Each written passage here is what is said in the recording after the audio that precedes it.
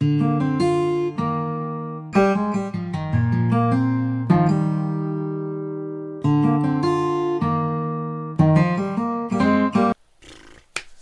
up, James Razor? So today we're back with another Brewstrew film. This is called Drunk for a Good Cause. This is the one where him and Brewer actually get drunk to help a bunch of police guys do their sobriety test. So if you guys want me to react to any more Brewstrew films, let me know in the comments down below. Also subscribe, turn on notifications as well as that bell button, because you never know when I do more videos just like this. And let's actually get into it. I do not condone underage drinking, please do not. And let's get into this. It's 8 minutes long, so yeah, bam. Alright, now what if I told you guys that there is a way for you to get drunk for free and you'd be doing it for a good cause? Sure, you might be sitting there all skeptical like, oh yeah, well what do I gotta do, Mr. Smarty Pants? Huh? Do I gotta partake in some kind of weird medical study of some sort? Ladies and gentlemen, I present to you malt liquor and the human response. No, what I'm talking about is way better than that. You see, years ago when I was at work, my friend Brewer came up to me and he was like, dude, you want to get drunk tomorrow? For free? Drunk for free? Dude, I am not trying to go back to your Uncle Gary's house again. Last time you got all drunk and wanted us to take our shirts off. What? No, dude, I'm not talking about going to my Uncle Gary's house. I'm talking about getting drunk with a bunch of police officers instead. You see, long story short, Brewer just so happened to know somebody that was enrolled in our local police academy. Oh boy. And I don't know if you know this or not, but, well, a big part of being a police officer is knowing how to do field sobriety tests on drunk people. Oh boy. Well, you can't teach police cadets how to do... I never got drunk, and I don't know what it feels like to do a sobriety test, but I'm pretty sure they're not fun. Also, if you hear any noises behind me, my parents are doing some gardening work. sobriety tests on a bunch of sober people now, can ya? You see what I'm getting at? Nope. No? Well, let me spell it out for you, I guess. Brewer and I volunteered to get drunk on purpose so a bunch of police cadets could practice their field sobriety skills. Yes, this is a real thing. Okay, I actually don't know if this is an actual thing, but the way Tyler makes the drunken versions of themselves, like the tipping in Brewer's glasses, the waving out, the eyes, is just so good. I wish I could animate like this, but I'm like dog crap at it. But God, these are so funny. I couldn't believe it either. So if you have a police academy nearby, you yourself can volunteer and do your civic duty. It's like fucking drunk jury duty, for Christ's sake. You can't beat it. So here's how this whole operation works. First, you show up to a brightly lit classroom at, I don't know, maybe 7:30 in the goddamn morning. One of the instructors becomes your own personal bartender for the next few hours. You drink free alcohol like it's the end of the world, and then once you're nice and shitty, you go out into the hallway. Hold on. What happened to Brewer's arms? He doesn't have any arms. What happened? Of the world, and then once you're nice and shitty, you go out into the hallway and let a bunch of cop juniors try to figure out if you're drunk or not. Oh, now, the first thing that has to be done is they have to figure out who's getting drunk and who's staying sober. I mean, you can't have everybody getting drunk. That would make it way too easy on the cadets. Nope. Well, it looks like everybody's shitty. Case closed. Now, there has to be some sort of a control group to mix it up a little bit. All right, first things first. We need some people to stay sober. Do we have any volunteers? Anybody? Nope. Anybody at all? Oh, God damn it. I think everyone in that table just wants to be, like, drunk. Like, table 1, table 2. I think both tables just want to be drunk, so I think there has to be, like, a big control group. Why does this happen every single year? All right, table number 1, you're the drunk asshole table.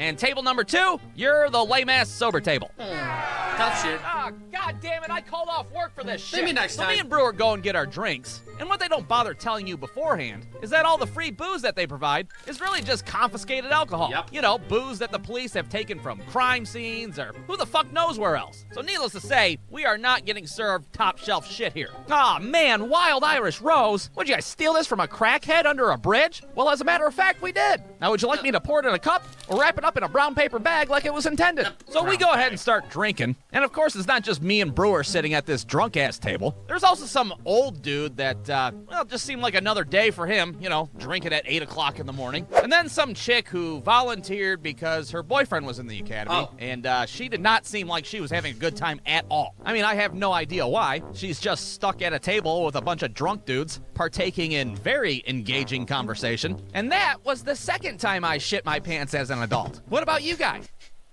Okay. I got a story to tell you. A little embarrassing story. I actually did shit my pants. It was back in school. I think it was 10th grade. I crapped my pants and it was embarrassing. Oh my god. That's like probably the most embarrassing time in my life. Like shitting your pants in public. That's just the worst. Last October, fucking pizza bagels. I don't give a damn if pizza's on a bagel. You should not have pizza anytime. I shit my pants back at Woodstock when Jefferson Airplane came on stage. Whoa, you were at Woodstock? That's badass. That is badass. Yeah, I gotta say it's pretty fucking badass too. Yeah, I don't know what her problem was, but she just drank by herself in silence like somebody's grandpa. Oh well, can't please them all. Well, I'd say about 2 hours into this little experiment, you could say that me and Brewer were officially shitty off of our equally shitty alcohol. Yep. But surprisingly, we weren't the drunkest people at the table. Now, that would be Little Miss I'm Too Good to Tell a Poop story over there. I don't know if it was the shitty booze or the fact that she was like 97 pounds, but her ass was tore up from the floor up, and she would not shut the hell up. Yeah, well, the last time I shit myself, it was at my nephew's first communion. She's still talking about it? We're not even fucking talking about that anymore. What the hell? She's so drunk, she's like dancing / gyrating on top of her chair. She's flipping off the sober table from a distance and shit. Oh, look at that drunk bimbo over there having the time of her life. While I gotta sit here and drink a goddamn Minute Maid lemonade. The instructors are absolutely flabbergasted at this point. We should probably cut that one off, don't you think? Yeah, I suppose so. Every year there's always one. Goddamn Wild Irish Rose did it again. Now at this point, we all have to take turns to go to the front of the room to blow into a breathalyzer and, you know, see exactly how shitty we are. Now, I personally blew a .16, aka twice the legal limit. Jesus, dude. It was not recommended of me, but, well, it's for America's future, goddammit. I had to go hard. Well, now, of course, the drinking's over. It's time for the sobriety tests. And guess what? Brewer's the first contestant. Well, his ass does not last long in his fucking sobriety test, let me tell you that. Okay, now I need you to touch your pinky to your nose. No, not my nose, silly, your nose. I fucking knew it. You're going to jail. He walks back to the table, completely embarrassed. I'm sitting there like, oh, that was quick, you drunk piece of shit. Here, let me show you how to get drunk and lie to the police. Watch and learn. So I go out the hallway, and the cadet that I'm paired up with just so happens to be that drunk-ass chick's boyfriend. At least I think it was him. I'm pretty sure that's what it said on his name tag. I don't know, I was drunk at the time. What can I say? All right, sir, have you had anything to drink today? Not as much as your crusty-ass girlfriend, that's for sure. What? Nothing. Proceed to test me. Give your girlfriend's nephew my condolences. So he starts trying to do his sweet Jedi mind tricks on me, but what he doesn't know is that I have a slight advantage. And that is, of course, that I've already done a fucking field sobriety test before. You know, with a real police officer. That's what happens when you fall asleep while driving a vehicle and, you know, demolish a handful of parked cars. You get fucking field... By the way, check the top right corner of the screen for this video. I did my reaction on that. It is very awesome. It kind of reminds me of me wanting to get my own car. Sobriety tested out the ass. So needless to say, I already know all these tests ahead of time. I'm like finishing this guy's sentences and shit. All right, now I need you to put your pinky, yeah, I know, pinky to the nose, raise your left foot, and name all 4 Golden Girls. It's Blanche, Dorothy, Rose, and the super fucking old one. Let's get on with it. So I knock out all these sobriety tests with flying colors. I'm not bragging about it. I'm just saying that I'm really good at it. I don't know what that says about me as a person. Whatever. The only test that I think I'm going to have trouble with is what's called the nystagmus test. And that, of course, is the old follow the pen with your eyeballs trick. I've seen this before. Now, if you're shitty in this scenario, your eyes will wiggle back and forth all willy-nilly. It's like a natural reaction your body does when you're drunk. Really? Well, how the hell am I supposed to control a natural reaction? Well, my grand idea was to just think sober thoughts. Whatever the fuck sober thoughts are, I have no idea. But for me, I just thought about, like, 5th grade math terminology. Anything that I could remember. So he's out there waving his pen in my face, and the entire time my brain's like, numerators and denominators. Isosceles triangles, the goddamn Pythagorean theorem. Now, I can't tell you if that helped or not, but what I can tell you is that I passed the fucking test. Hey! I walk into that classroom feeling like a goddamn superhero. Yeah, you see, that's how it's done. Hey, your boy out there passed my drunk ass. I think he needs a little bit more book learning. Now, was I the only one at our table that managed to pass their sobriety test? Nope. Well, what about little Miss Hula Hoop McGee over there? Surely she didn't pass her sobriety test, right? Well, you wouldn't believe me if I told you, but somehow she totally did not even fucking get a chance to take her sobriety test. Her ass was so drunk at that point, she could hardly pick her head up off the table. Are you kidding me? The instructors were just standing there like, well, I don't think we should even bother with her ass. Fucking Helen Keller could figure out she's drunk as hell at this point. But the most screwed up part of this entire story was that when her drunk ass blew into the breathalyzer, she never blew past the legal limit. Beg pardon?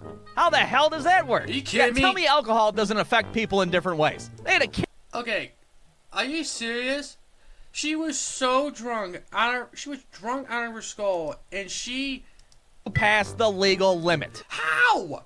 How did she not pass the legal limit? If I was like her and I blew into that thing, I would have been like third past the limit or something. She was drunk out of her ass. You gotta be kidding me. That is so stupid. Alcohol doesn't affect people in different ways. They had to carry her ass out of the classroom like a wild animal, for Christ's sake. You can't tell me she wasn't drunk. I don't care what your goddamn R2-D2 machine says. So the moral of this whole little shitty story is, yes, you can get drunk for free, and you can do it for a good cause, but not if you have the fucking alcohol tolerance of a diabetic third grader. The end. Yeah. Brewstrew. That one was pretty good. I didn't even know that was even exist. But yeah. Warning, do not drink underage. It's not good for you, especially when you're 17, 18. Just wait till you're like officially an adult, like 21, and then you can actually drink. So I hope you all enjoyed this video. If you all do, please leave a like. If you do, subscribe. Let's get to 500 subscribers. And if you want more content, please go down to the boys' channels, Mel, Rhino, Rusty Fuse, and Sparsonly. All 3 channels are down in the link in the description. And I'm Remithan signing out. Peace, dragons.